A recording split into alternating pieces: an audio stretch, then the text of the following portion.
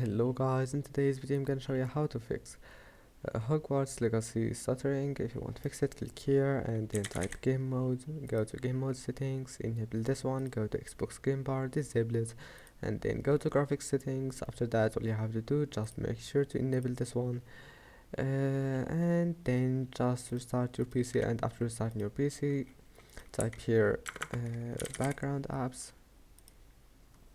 and then disable the first option here to turn off all those applications, and then close it and right click on your desktop, go to NVIDIA control panel,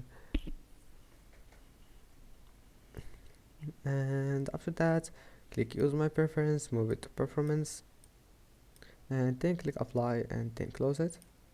And now the last thing you need to do, just type your task manager,